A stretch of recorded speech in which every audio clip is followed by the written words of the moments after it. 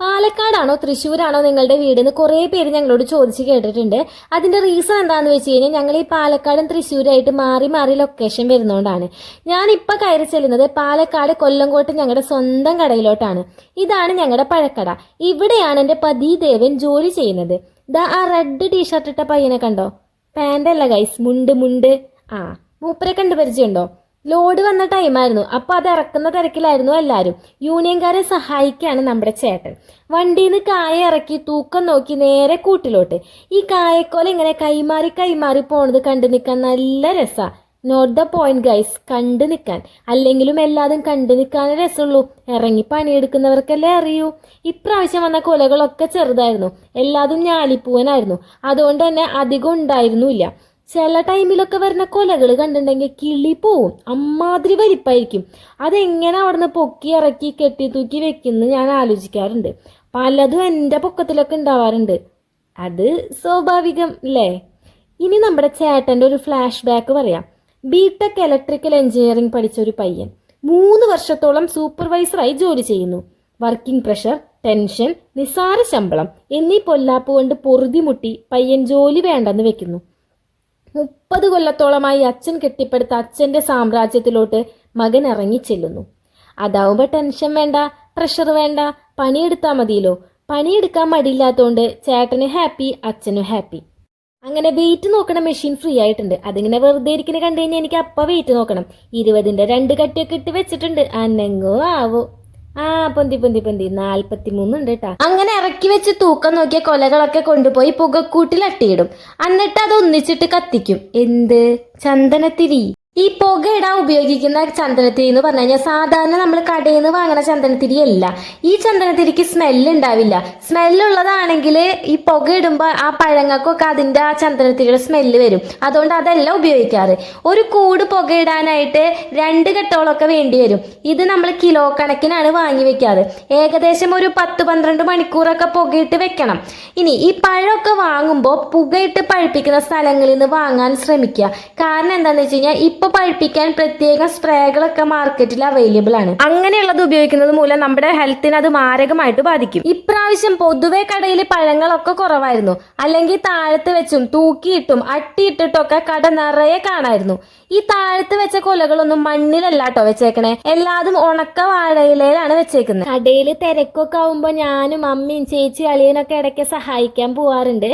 സഹായം എന്ന് പറഞ്ഞു കഴിഞ്ഞാൽ ഇങ്ങനെ പൊതിയാനും പിന്നെ പൈസ ഇട്ട് വെക്കാനും. ഈ കൊല ചെത്തണ പരിപാടി എനിക്ക് അത്ര വശം പോരെ ഗൈസ്. ഞങ്ങളുടെ ഷോപ്പിൽ വാഴപ്പഴം മാത്രമേ ഉള്ളൂ, മറ്റു ഫ്രൂട്ട്സ് ഒന്നും വിൽക്കണില്ല. ഈ നേന്ത്രൻ, കദളി, റോബസ്റ്റ്, ചെറുപഴം അങ്ങനെയുള്ള ഐറ്റംസ് ആണ് കൂടുതൽ. ഇന്ന് ഇവിടെ ഒരു കൊല നടക്കും. അങ്ങനെ വശമില്ല എന്ന് പറഞ്ഞ് മാറി നിൽക്കാൻ പറ്റില്ലല്ലോ. കുറെ ശ്രമിച്ചു ഞാൻ ഒരു ചീർപ്പൊന്ന് മുറിച്ചെടുക്കാൻ. അച്ഛനും ചേട്ടനൊക്കെ സെക്കൻഡുകൾക്കുള്ളിലാണ് ഇങ്ങനെ ചീർപ്പ് മുറിച്ചിടുന്നത് കാണാം.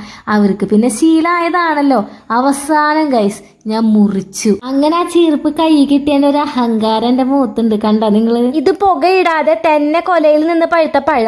അത് കഴിക്കാൻ പ്രത്യേക ടേസ്റ്റാ. അങ്ങനെ കൊലയിൽ നിന്ന് തന്നെ ഉരിഞ്ഞ് കഴിക്കാനുള്ള ഭാഗ്യം ഞങ്ങൾക്കുണ്ട്. ഇത് ഇന്ന് റീറ്റെയിൽ ആയിട്ട് പോയ കായയുടെ തണ്ടുകളാണ്. ഹോൾസെയിൽ ആയിട്ട് പോയത് വേറെ. അടുത്തിടെ ജിമ്മിന് ചേർന്ന അളിയൻ കാലത്ത് ജിമ്മിന് പോകാൻ പറ്റാത്തതിന്റെ ഒരു ഫ്രസ്ട്രേഷൻ ആണ് കാണുന്നത്. കുറച്ചു നേരമായി തുടങ്ങിയിട്ട് അഭ്യാസം.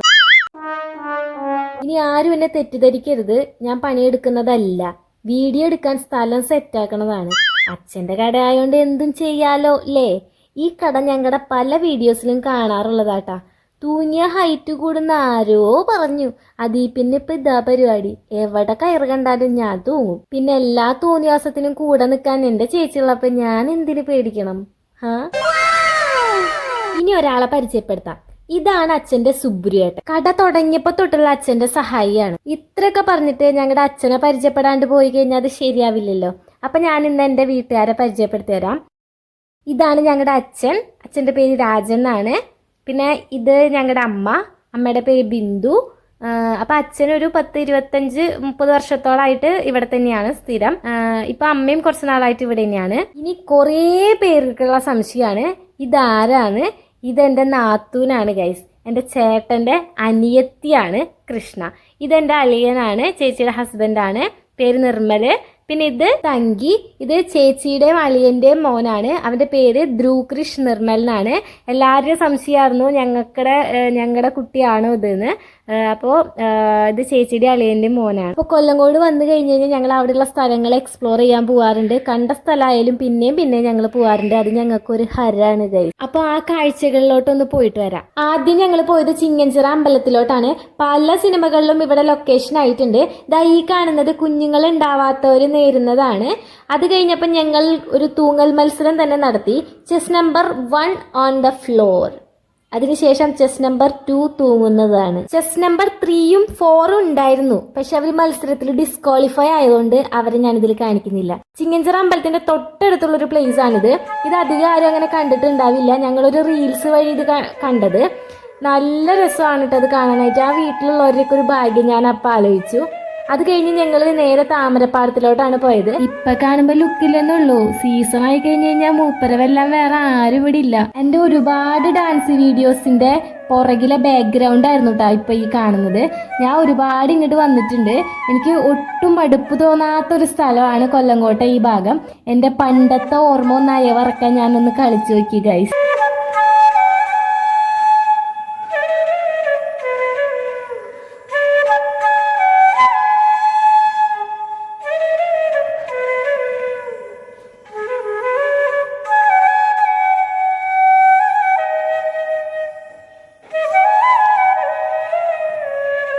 അത് കഴിഞ്ഞ് ഞങ്ങൾ നേരെ പോയത് ചുള്ളിയാർ ഡാമിലോട്ടാണ്.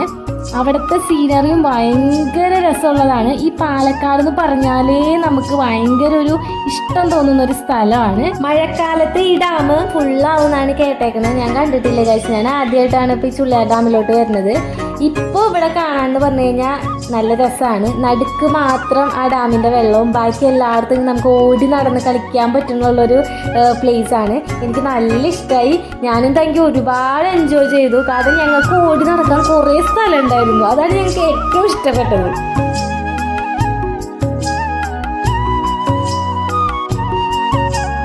ഒരു ഡാൻസ് വീഡിയോന്റെ ബിഹൈൻഡ് ദ സീനാണ് ഈ കാണുന്നത്.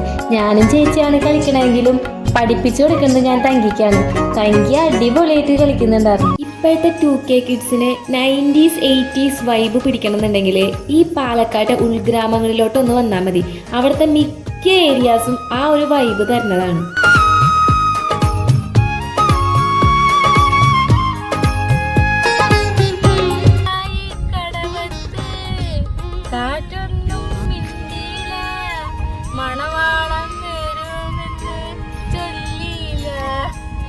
വരുമെന്ന് പറ